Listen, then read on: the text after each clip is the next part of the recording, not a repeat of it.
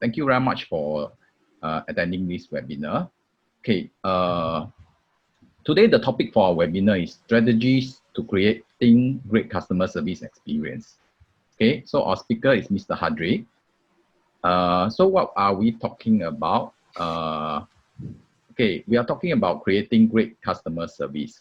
So gone are the days when quality and price are the main consideration for making purchase.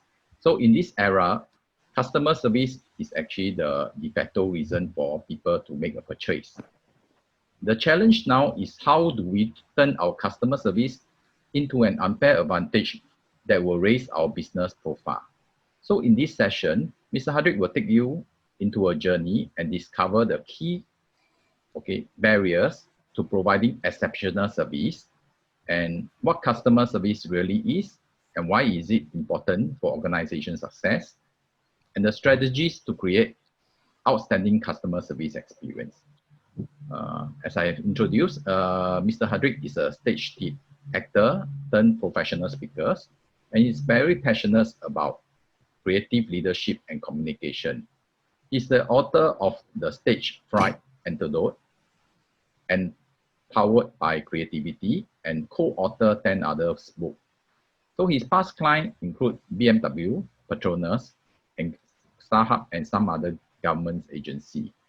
Mr. Hadrik is a graduate from the University of Southern Australia with a bachelor degree in communication and media management.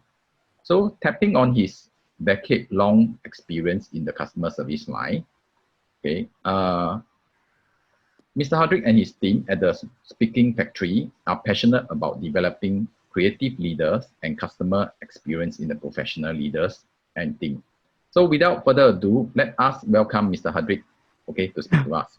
And sorry about the delay.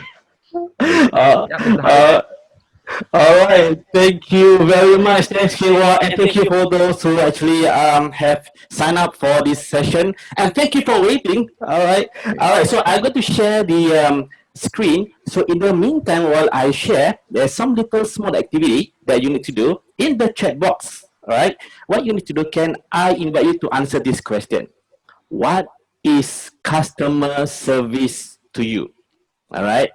So just write it down in the chat box while I'll do the share screen. All right, just take another few seconds.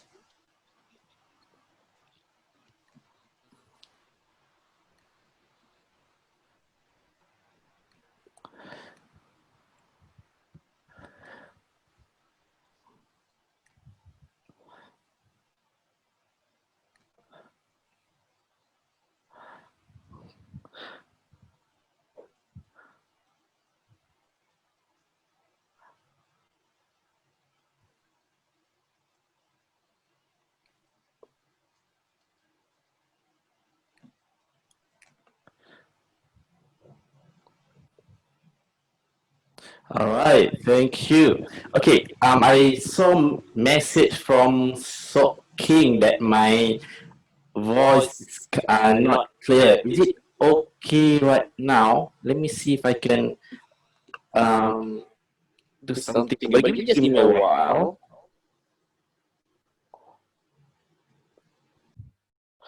Okay, all right. So I hope it still should be okay because I think it's because of a double. Okay, thank you, Narith. Thank you very much. Okay, so in the meantime, I hope you can see the slides right now. So we will. This is what I really need you all to do. Answer this question: what is customer service to you? I've got one from Marisol Manova. All right, it refers to assistance, help, or solution we provide to our customers through our services. Thank you very much. Okay, how about the rest? Are you able to share what is customer service to you? Let's do another 10 seconds or so. If you could type it out in the chat box.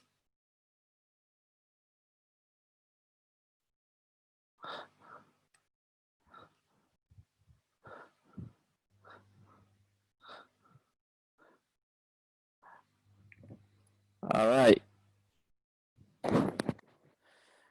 Okay, so we have from Kiovoliak, that is pronounced your name correctly. Okay, you mentioned customer service is the willingness to serve from heart and one of the best to anyone. Well done. Thank you very much. And now it's mentioned how to care customer and maintaining. Thank you very much. Okay, keep it coming. Okay, so we go along, keep it coming. All right. So my next question is to all of you. Rank your customer service level, ranking between 1 to 10. 1, not good customer service. 10, super good customer service.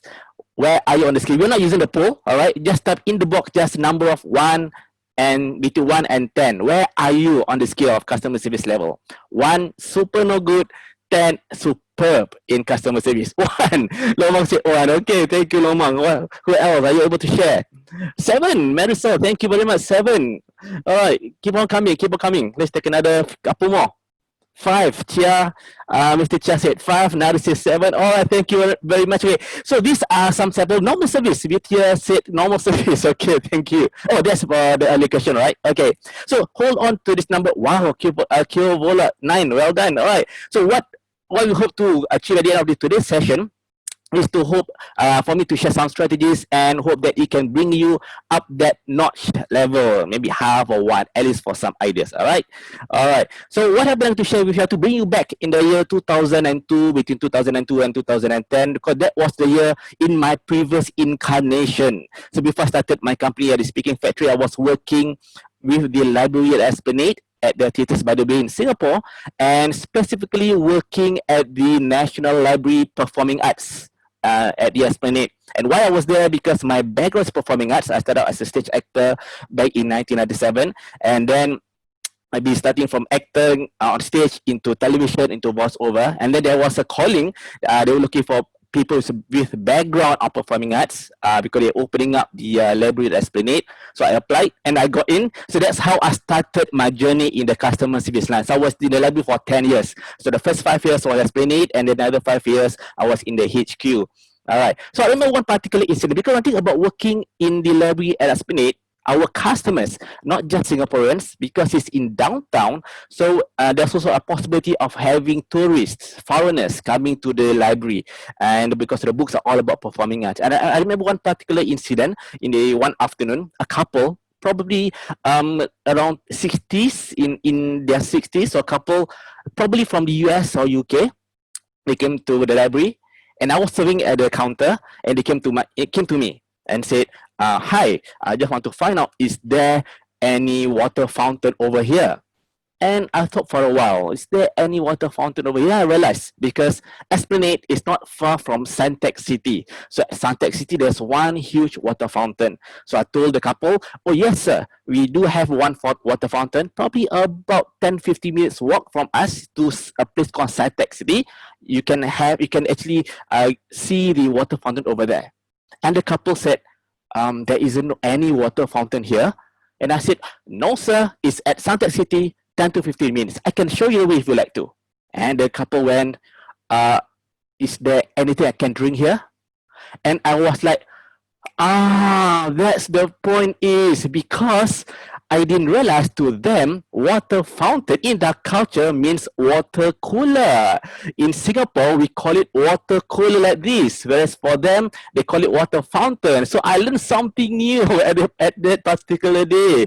Yeah, but one thing important is, what I've just shared with you is an experience of one of the many experiences being a customer service. And being a customer service is one of the important role in a business, because and earlier on I mentioned, what is customer service to you, right? So there's many definition of customer service. I use the one in College Dictionary. It says customer service refers to the way companies and its people behave towards its customers, which means if they behave at a tip-top level, the customer service level tip-top. If they did not behave that well, which means the customer service level goes down. So generally what you shared earlier on is more or less about the same. Yeah. So that's what customer service is all about.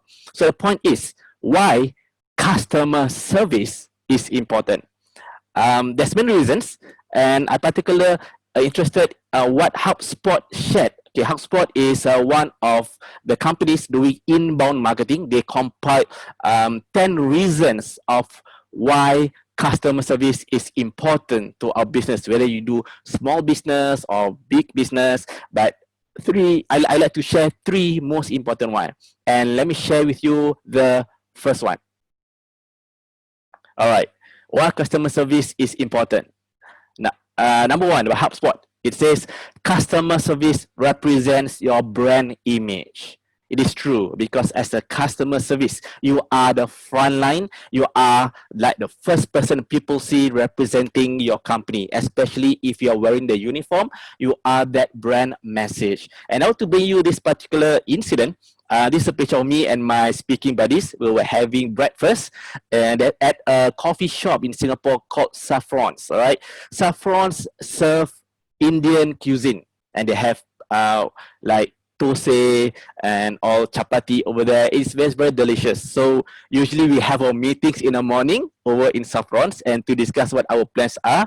And it was a nice place to be at. They serve a very good food, and sometimes it was very crowded. And one particular moment, we realized that the staff were trying out new uniform. We were like, wow, that's a very interesting uniform. Not just a normal waiter. They had this particular words behind their t-shirt that shows something like this. All right, let me bring you the context on what does this mean. Let's look at the guy at the center. It mentioned, you got me going crazy. All right, in Singapore, mee goreng means fried rice. Yeah, and mee goreng sounds like me going. So he put it into the sentence, you got me going crazy. So it become an interesting thing. People laugh, people like that, people enjoy reading it as they serve us. And then another on the right, thosai or not thosai. Thosai is one of the Indian cuisine, right? But thosai or not thosai is what Shakespeare's term in one of his plays. So it become another dialogue. All right. So this is another one that catch people attention about the words there. And on the left side of the t-shirt, he said, you biryani or not. All right, biryani is one of the cuisine in Indian as well, but in Malay word, biryani sounds like berani, which means courageous. Are you fearless? So that's berani in Malay. So it sounds like biryani. So they put this word, you biryani or not, you courageous or not. So this really caught attention, and because of this, the pictures of this goes viral, and more people came to know about Saffron's, and they get very, very crowded. And this is the thing about as a brand ambassador, as a customer service, they are serving us and they wear this uniform and they become the brand ambassador. People know them, they are the front line. So that's one reason why customer service is very, very important. Yeah, let's go for the second reason why customer service is important. Because happy customers refer to others. I believe you experience this. If you go to a place, you enjoy the service, you will tell other people, right? So there's a study done by HubSpot. They did a survey, and it says that 77% of customers actually shared their positive experiences to other people, which led to more profits to the company. So make our service tip-top so that people like to come to us and tell us about others. That's the second reason why customer service is very, very important. They go to the third one. Okay, this is very interesting. Reason number 3 why customer service is very important, because customers are willing to subscribe or pay more to companies who offer better service. I believe you believe with me on this, right? Okay, I heard in Singapore previously, when we actually have this payment of electricity bill. Previously, the government controlled by one company controlled the electricity bill for all households until last year.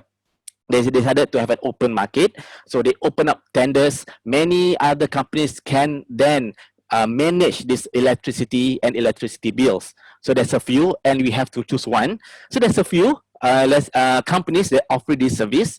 So I had to decide which is the one. So I talked to some of them, but one company stood out. because he managed to find out, because in fact, I asked tough questions coming from the customer service background, right? So I asked tough questions like, not just about consumer, I asked tough questions about using business in the form of electricity, and he managed to answer, well. And because of that, I'm willing to subscribe to the company, and in fact, I signed up for 3 years contract with them. So 1 year has passed, so another 2 years contract. But even till now, we are still keep in touch, that guy, and he has been going around still sourcing for more customers, but he's doing well, but we had a good relationship. So customer service is important because their service makes us want to serve them at the same time. So the next question is, when we know why the reason for customer service is important, the next question is, how do we raise our game? Because the better service we offer, the better in terms of our business, the better in terms of our profits. All right, so today in a very quick session, probably take another 20-30 minutes. I call this the ACE of customer service. These are 3 simple strategies that you might want to consider doing it for your own business. I call it the ACE your customer service. It's an acronym of ACE. Let me go through each of these 3 strategies. Okay, the first one, strategy number 1, I call it advocate and organization-wide customer service culture.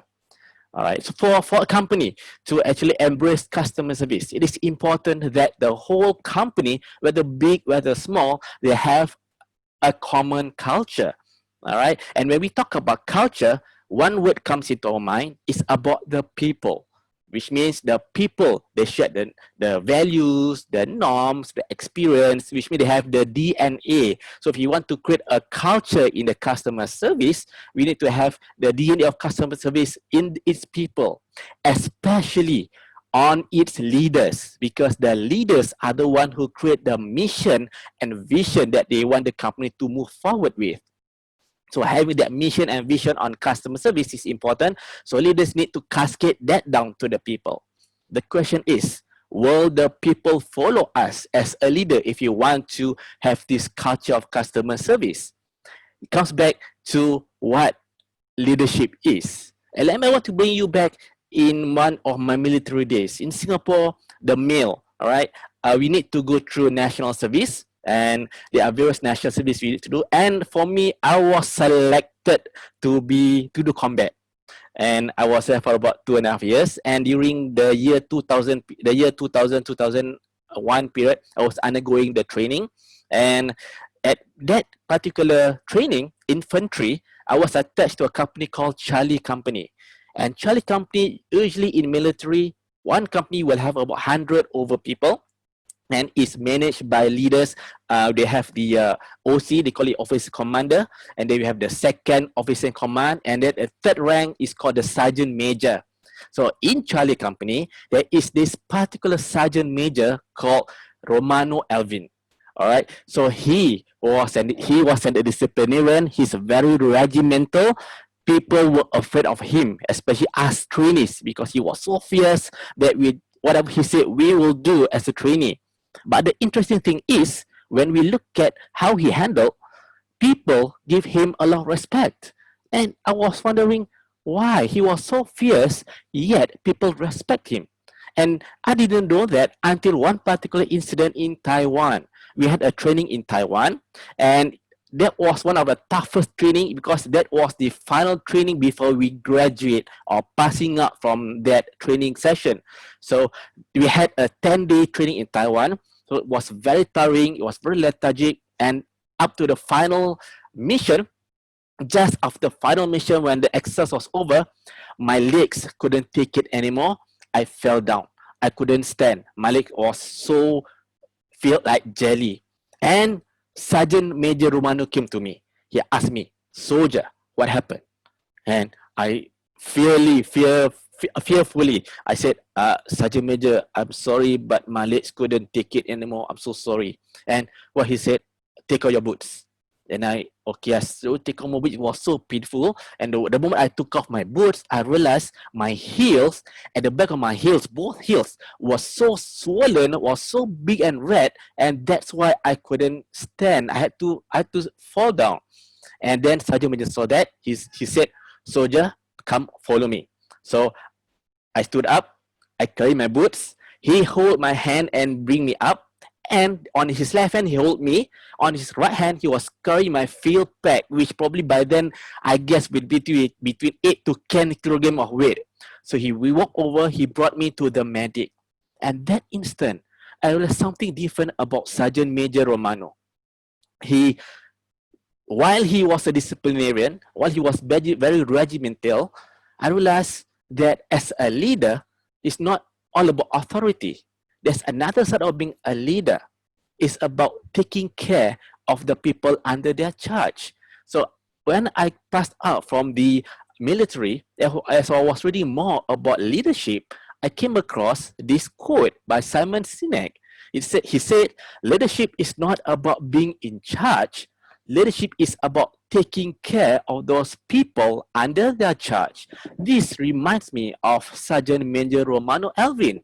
And this is so true because as a leader, it's not just about the rank. It's about expression on how we take care of the people. When we take care of our people, people will then listen to us. So when we give that instructions, people will follow us. So if you want to create that culture of customer service, we need to take care of the people first. Then we create that mission and vision, and then they will follow. And why I say this, back in those days, back in the olden days, humans, people, we live in tribes. And we live in tribes because we need to keep ourselves away from danger to survive. So within these tribes, they need to work together. And in order to work together, they need to have a sense of respect, trust, and cooperation. They need to take care of one another from these dangers. And this respect, trust, and cooperation, the interesting thing is they are feelings. Feelings are not like an instruction you can do. You can tell, you can't say, hey, you work with these people. Hey, you respect these people. You can do that because feelings cannot be instructed. It can only be developed. And that is where the role of a leader to create this environment where people can respect one another and in turn respect you. So how to do that? How to have the environment where people respect, trust, and cooperate one another? Leader need to create a safe environment, just like what Sergeant Major Romano did. He make me feel comfortable, make me feel safe, and make me look up to him. So the question is, how can then we create this safe environment when we are a leader? As it turns out, to make a safe environment, it's similar to create a happy environment, because in terms of biology, it's similar. When you create a happy, you can be only happy when you are safe, all right? So in order to create it safe, two things Simon Sinek shared with us. He mentioned these two chemicals. Use these two chemicals, those two activities that produce these two chemicals. I call this, for easy remembrance purposes, the dose of happiness elements, all right? So what I mentioned that the OS at the center. So what is this OS? All right, let's go for O. O is the oxytocin chemical. When we feel happy, this kind of chemical appear. And what an example of oxytocin? Example, let's say you are meeting your friend, you visit your friend at his or her house, meet up together, you watch movies, you eat popcorns together, maybe you spend 2-3 hours watching movies and chit chat, and at the end of the day, you feel enjoyed, you feel nice, and you said that it's one of the most memorable experience, one of the most nicest experience. But what did actually do? Nothing, just chit-chatting and watching movies. But why we feel so nice? Because our body produced that oxytocin feeling, and we produce that because we offer unconditional love, attention to our friend. We offer that feeling of unconditional love without asking anything in return. We spend our time, our effort just to be there. So this is what leaders can do. Use similar technique to create the team, having a service, having a habit of giving. For example, helping the needy, helping those underprivileged, work as a team to serve them. This will create that feeling of oxytocin. So that's O, what leaders can do. Second, S. S is the serotonin chemical, the feelings of public recognition. Let me explain this. Let's say you want to complete a degree. What do we need to do? We need to go to the university, right? Do the assignment, submit, meet the minimum required standards. You complete it and you pass. Does that mean you pass? Yeah. Does that mean you graduate? Yeah. But why university hold the convocation? Why is there a need for convocation even though we pass? Because of this thing, the feelings of public recognition. Imagine this, you have completed your degree, you're up on stage to receive that scroll, you wait for your moment, your name being called, you walk down the stage, you receive the scroll, you turn around, you bow, and you receive the rousing of applause from the people watching you. And what do you feel? You feel a sense of pride, you feel a sense of achievement. It was a nice feeling to have. And the interesting is, the people watching you, your family members, your loved ones, your best friend, has the same feeling. And when you have the similar feelings, that's where the community build up. So this is the serotonin chemical that our body produces when we have these feelings of public recognition. So this is what we recommend for leaders to have this feeling of recognition. Is if any of your group members or team members is doing something good, please praise them in public. Make it known. Let people be inspired by them. People will get inspired, and that inspiration is a positive, contagious feelings. Do that. All right. If you want to praise them. Here's what I like to share. Praise them in public, but scold them in private. All right. They will respect you. Okay. So these are the two chemicals our body produces when we feel happy. So this is what we would recommend, the O and the S. So that's strategy number one, advocate and organization culture. Do this activity so that people can work together, and when they trust you, they respect you, they then will listen to you when you create that culture, where you have that mission and vision to create a culture of customer service. That's strategy number one. Let's move on to strategy number two, competency development for staff. Right, as a frontline staff, we meet a lot of people, and we have to engage with a lot of people and different types of people. And what are the kind of skills we need to have so that we can connect with them? Manoj Vasudevan, the 2017 World Champion in Public Speaking, happened to be one of my mentors in public speaking as well. So he shared with us 5 core skills you need to master. Not just frontliners, but anybody. He mentioned about connect. We should be able to connect with people, communicate with people, be able to connect with others, be able to lead and influence. If you're able to master these 5 core skills, you are on the way to success in any capacity you're in. For today's presentation, I'm going to focus on the first one, the connect. Because why? In service, while we serve other people, while we feel that we have served them, there could be some situation where there could be service lapse. And sometimes we can help it, we can help out, it just have to be there. And this is what we call, and in order to overcome that, we call it service recovery, one of the important technique in customer service. And for this, I want to share with you a story back in 2006. That was the year me and my friends, 5 of us, were planning to go to Sarawak. So if you can look into the slide here, the red X is where Singapore is, and Sarawak is where we are going. So that year we plan, because we're going to go into like a road trip, but back to nature kind of experience.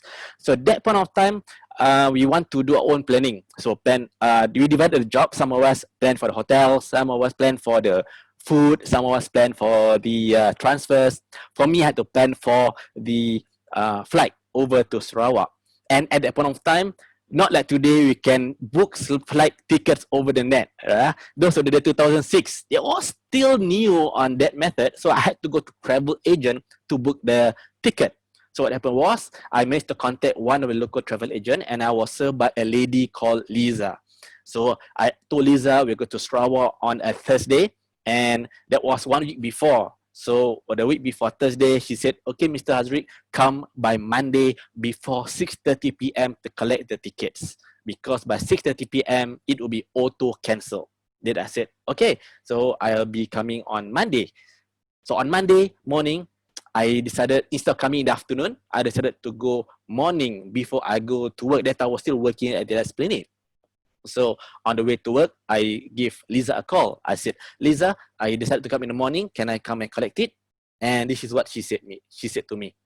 Sorry, Mr. Hazriq, my bad, because it has been auto cancelled.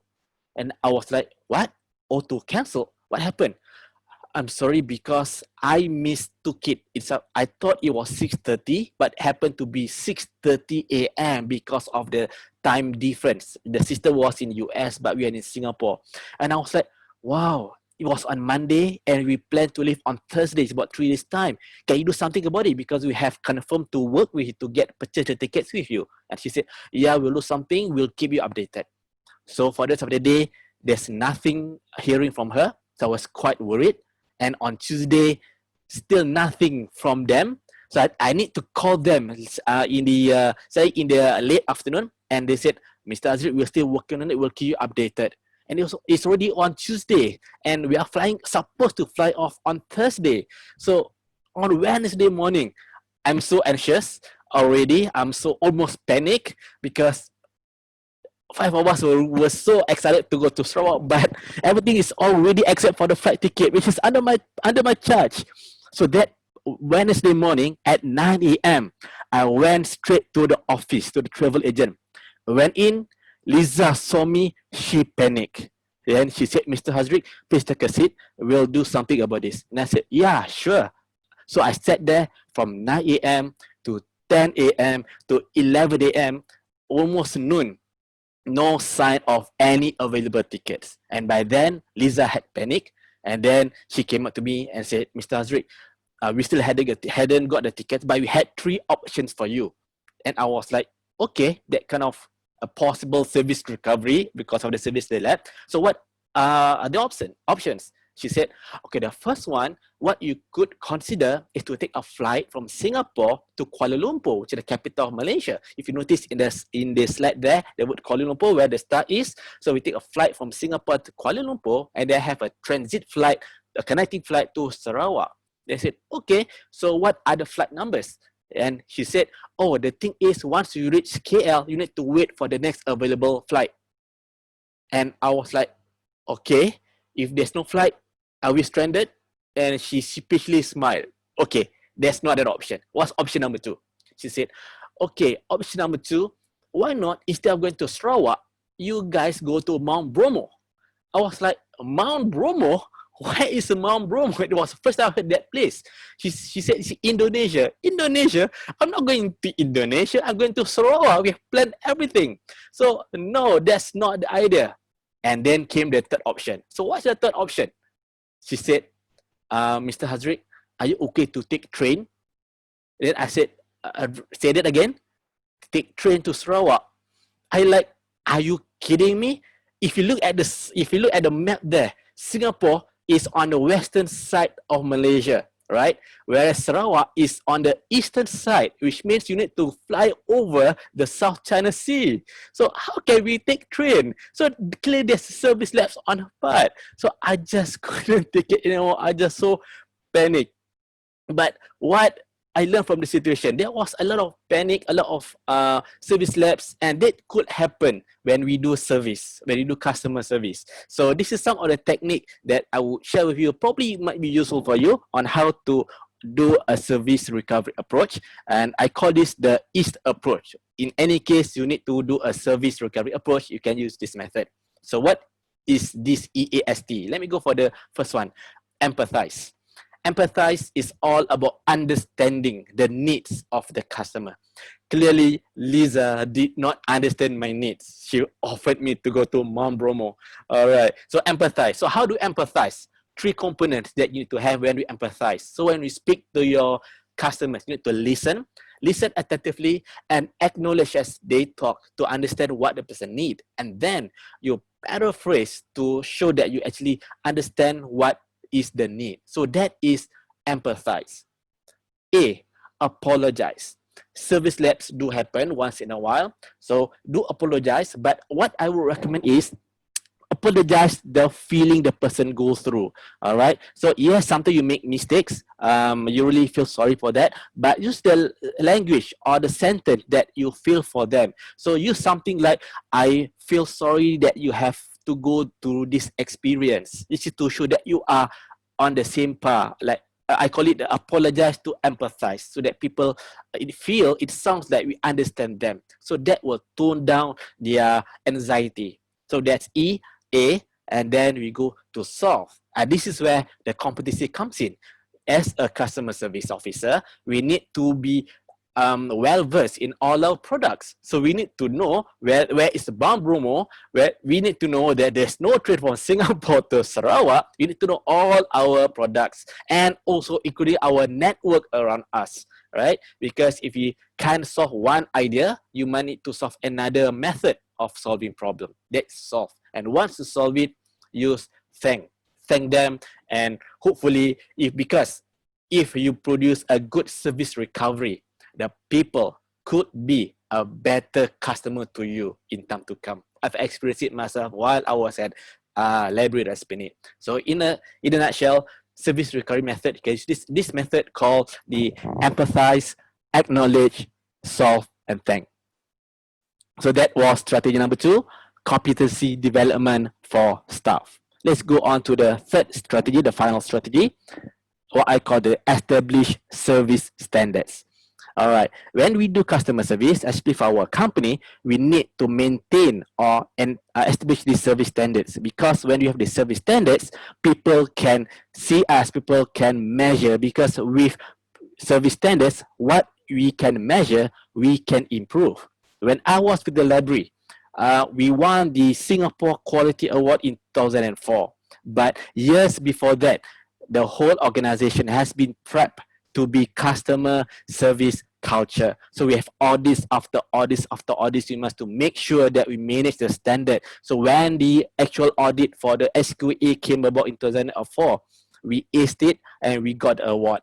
And let me share with you some of the things that probably you might be able to use it back in your own company. These are 3 simple ones which we did, service standards which we did easily, that we can measure. The first one is answer phone calls within 3 rings. So when I was at the customer service table, as long as there's a phone ring, I wanted to pick it up within 3 rings. And if there's an auditor, they will make sure that if I answer within 3 rings, they put a tick. Yeah, so that's one the method. Answer phone call within the ring, which means if the customer call, they don't have to wait long to hear someone else from the other side. So that's one of the strategy. So what are the tactics to do that? Second, acknowledge letters received within the 1 day. In the library, we do receive emails, requests. Sometimes they need to look for certain books, certain materials. So the service standard for the library, we need to respond or at least acknowledge within 1 day. And then within 1 and 3 days, we need to then craft the answer or find the material they're looking for. So we need to reply within 3 days.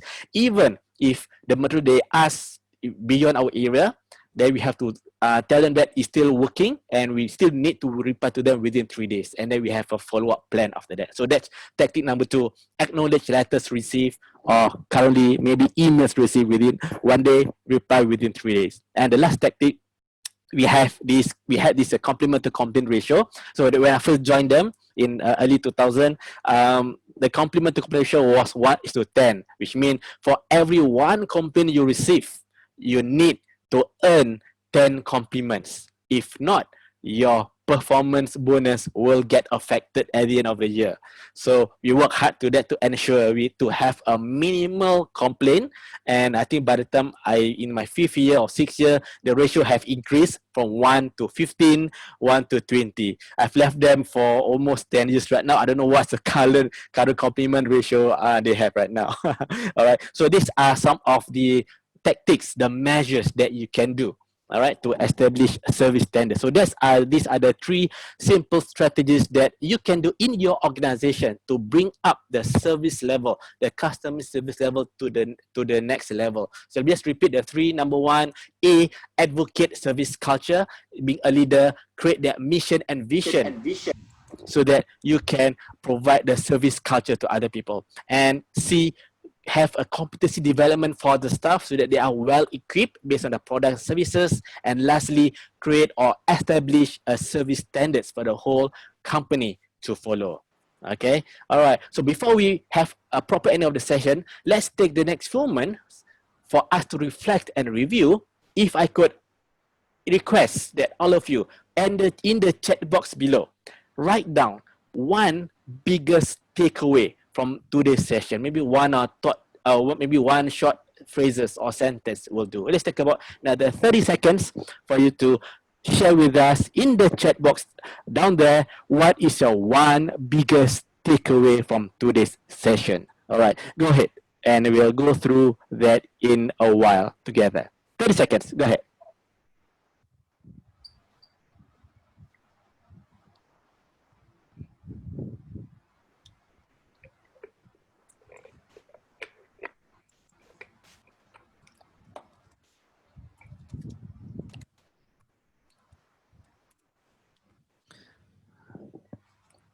Kang Wah said, don't panic. Okay, thank you. Yeah, don't panic, especially as a customer service, you must not panic because the thing about environment, if you panic, it's contagious. You cause other people to panic, and that creates the whole different factor altogether. Yeah, thanks, King Wah, don't panic. And we have Kyo Volek. He said, for me, I really appreciate ONS. Nice, give it a try in your organization, how you can practice ONS within that team of yours. Thank you very much. And Maricel, he said, we have been doing service 31 and 2, and I like the service standard. Nice, thank you. Give it a go. Establish service standard and then tweak along the way. Yeah, because if you first time and implementing it, give it a pilot run and then tweak along the way and slowly increase. Don't give them too high. If not, they can't catch up. But slowly increase that level. Thank you, Maricel. And Lomang said service recovery and ease. Thank you very much. Yeah, that's the 4 step to do service recovery. Simple way. All right. And Mr. Chia.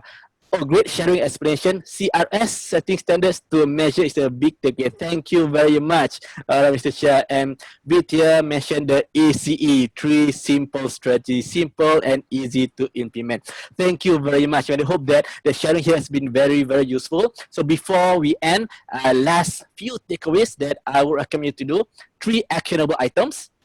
I would recommend you to identify which of the 3 strategies that you want to work on. And we have Maricel wanted to work on the establishing service standards. Yes, go ahead. So identify A, C, and E, which are the 3 that you want to work on in your team. And then commit it, plan it, and should put timeline, how you want to do it, and finally execute it. So if you tried A successfully, go into C, rinse and repeat, and then go into E. Do it step by step and slowly can build that foundation of customer service. And Chan Chung, right, mentioned he likes the ease approach. Thank you very much. So in a nutshell, your actionable items, ICE. You notice I like to use ICE, AC because it's easy to remember. Right? So I identify which of the 3 strategies. C, commit it, plan it, and E, execute it. So before I hand over back to King Wah, let me end with one of my favorite quotes. And I like this quote by Uncle Ben Parker in Spider-Man movies. I think most of you could resonate with this. He says, with great powers comes great responsibility. Let me just do a tweak on this into customer service. This is my quote. With great service comes a greater profit ability. All right, thank you. With that, Hazri wishing you all the best. With that, all the best to your customer service direction, and wish you all the best and have a good weekend. So with that, Hazri Idro signing off, and I hand over back to King Wah. King Wah, please. Yep, thank you, Hadri. Hopefully, I have done a great customer service recovered just now with the technical issue. That hopefully that is being done correct. So apologies for the late due to some technical issue that we have. So hopefully you have. It's not part of the plan, right? It's not part of the plan, right? Yeah, it's not part of the plan, but it came to be. Yeah, yeah. So hopefully that blends into the topic that we have today.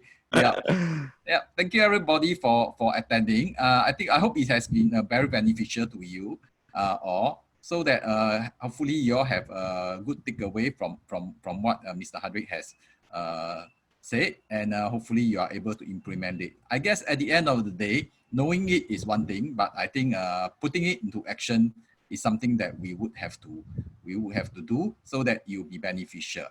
Yep. So thank you for attending this webinar.